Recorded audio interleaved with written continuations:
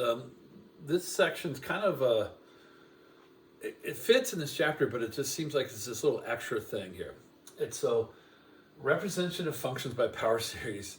If we had a geometric series, we learned geometric series kind of look like this: some first term, your ratio to the end, and we found the sum of the infinite geometric series. If you remember doing that, a1 over 1 minus r, that's our formula.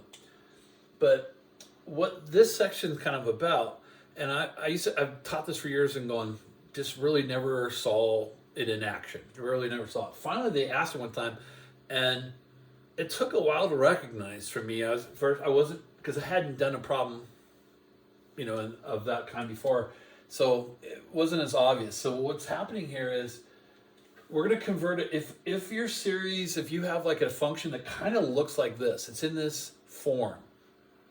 Some number on top over 1 minus some number, or something in terms of x. All right, it'll be a variable there. Then we can actually convert it to a series, to a power series. So we're just working backwards. So sum and total is the first term ratio. We can just fill them in. So it's kind of weird. So if you look at these functions, so if you have, it doesn't matter what the number on top is at this time. This has to be, the only thing I know is that has to be a 1. And right now it's a 2. Okay? Now we'll talk about centered at 0 means you want right here to say x minus 0, which it already does. So here's what we're going to do, and I'll kind of explain this as we go. It's kind of weird, but when we see a series that kind of looks like that look, we're like going, okay, that looks like my sum of an infinite series. I can convert that to a power series. All right? And then we can find its interval of convergence even, which is interesting. So the one thing I know is this has to be a 1. So I could just divide everything by 2. And now it's in the form. So there's a1, right? In the form a1, and there's my ratio. And it says 1 minus. So now I have my series. So my power series, all right, 0 to infinity, a1 times the ratio to the n. So it's 1/2 x over 2 to the n. And then you wrote a power series. So if I want to write out all the terms, I could just plug in 0, plug in 1, and have all my terms. So kind of interesting. It's kind of going backwards. It's just something, if I saw that, I don't know if that would be my first choice to do. And then the interval of convergence, remember in a ratio, when the absolute value of the ratio is less than when it's convergent. So we jump to that, multiply by 2. And remember with geometric series, the endpoints don't work because they said the absolute value ratio is less than 1. They already tell us the endpoints don't work. So there's your interval of convergence. That wasn't too bad. It's a little bit more difficult when we change the center. All right. Your notes have a +5. We're going to do a -5. I'm going to change my notes to -5. Just so I show 1 minus 1 plus. The later problem has the plus. So here's what we have to do. So first off, we have to change my center. So what we do is we want -5. So we're going to have x plus 5. Because that gives me a center of -5. Now, so since I have to change that center, what did you change? You still have your minus x, but you actually now have a -5. You can't just have a -5 randomly. So we need to kind of add 5 back in to right here and put a 7. Now let's go through what just happened here. If I were to clean this up, it better be that. In other words, I've done nothing. I'm manipulating it. So I'm rewriting it, and I'm cleaning up down here to where I need the center to be -5. So I have to put x plus 5 here. And then that 5 has got a minus sign in front. So it's really, I just subtracted 5 on the bottom. So I got to, still working on the bottom, I got to add 5 back in somewhere. I'll just add it right here. Now it's not in my form yet because I want this to be 1. Then I divide by 7.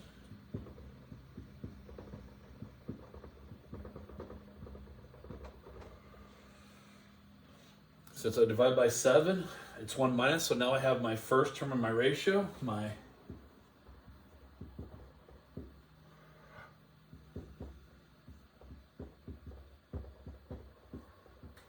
so the directions say write the power series, done.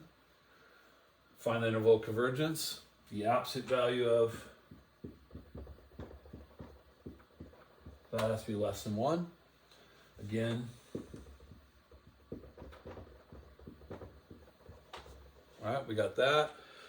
We're going to multiply by 7.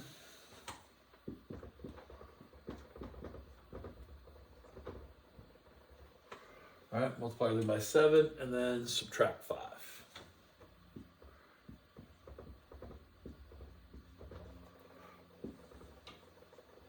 And that's the interval of convergence. So as long as we have an x value between those, then that'll be a convergent series. Okay. So kind of interesting, a little different. You know, this is not something intuitive, but we could actually turn it into a series. Now, the other way is use our Taylor series, where we just take a bunch of derivatives of this and then write out the series ourselves. We have that option to do it that way. But this is a little shortcut. You can see how quick this is to get your series. Okay? Now, there is another way of doing this. You could actually do long division, and you could divide the bottom into the top, and then it will give you the series, and then you could take the series and write a power series for it. Okay? So I could show you that. So I'll do it for this one right here. We want to still see the end. You guys can compare it to what that series was.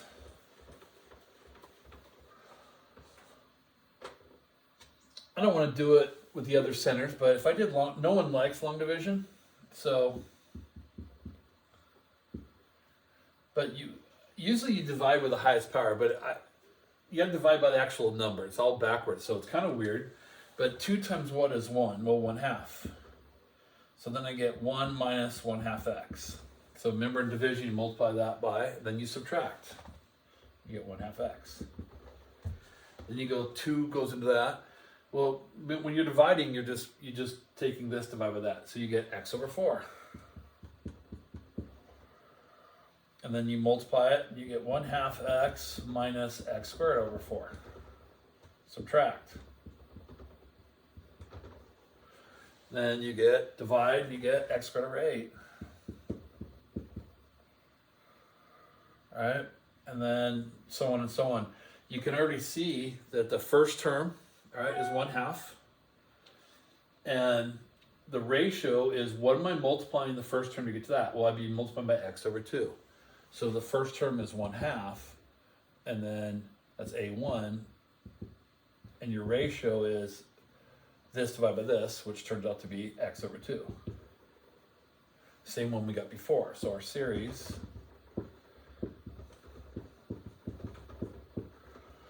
is x over 2. So you can see, I would not choose this way, but that's an option that you have. All right?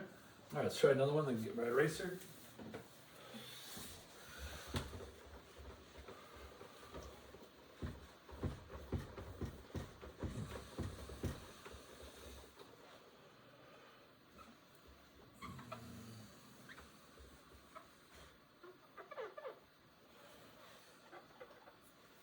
All right, so let's do something else. Let's do, I got a series written down, 1 over 2x minus 5, centered at 0, call this example 3.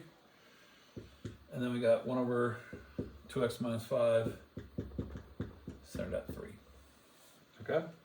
All right, so let's try those. So centered at 0, well, first thing I want to do is kind of switch the order of the bottom, which I'm allowed to do, because we want 1 minus. So I have a -5 here. I don't even have a minus, but I can make that happen. So divide by a -5, because we want this to be 1. So first thing, I kind of get my x in the right spot. Divide by -5.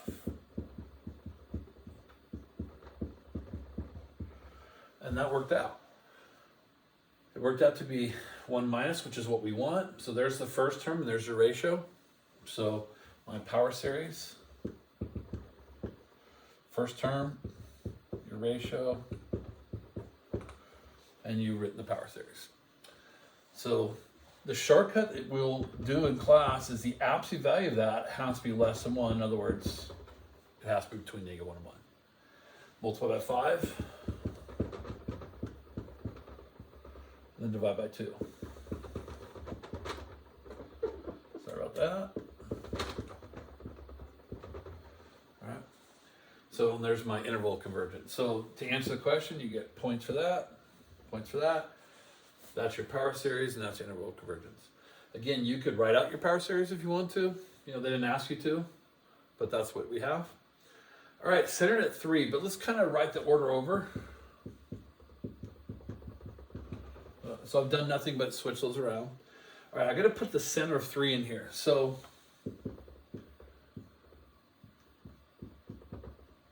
that will give me a center of 3. So in other words, x has to subtract 3. All right, now we have a plus sign there. So we got to maybe change this number. By putting in a minus 3 in there, you actually subtracted 6. So I have to add 6 back into here.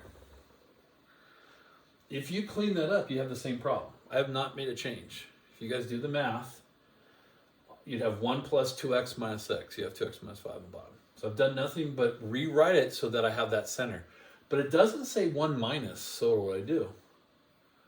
I have 1 plus. I've had people go, well, multiply by a negative number. Well, but then now this will become negative. And then to make that negative. So here's how you do it.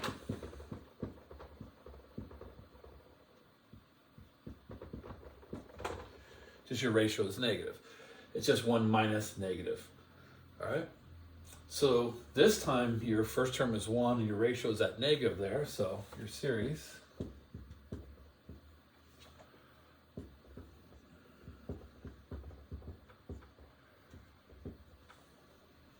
now you can clean it up to be, 6 minus 2x or whatever you want to. All right. And that's your power series. So your ratio, the absolute value ratio. So again, you could keep it's absolute value ratio, so you don't need the negative sign.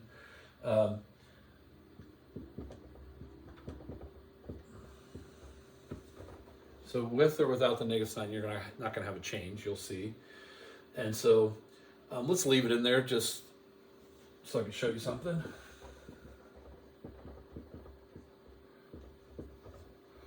All right. So your ratio is between negative 1 and 1. See what happens when I divide by negative 2. First, I get, and it flips the sign. Because remember, we divide by negative, so that's why I said it takes care of itself. We get x minus 3, and then, so that they just switch sides. That's all it does. Then add 3.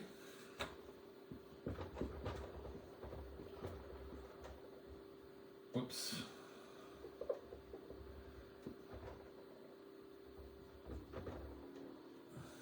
All right.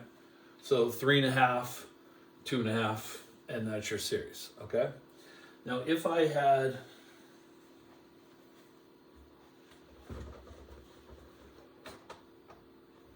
gotten rid of that negative, because a lot of people will be like, well, the absolute value will get rid of the negative. You'd still get the divide by 2 and add 3. I say the same, just written backwards. So it works out, and whichever way you think you should do it is the best way for that. Okay. And so there's the interval convergence. There's my power series. And so this is how you convert these weird little functions. If they look like that formula, we can convert them power series. All right. So just a little side thing that we can do, and that's section 9.9.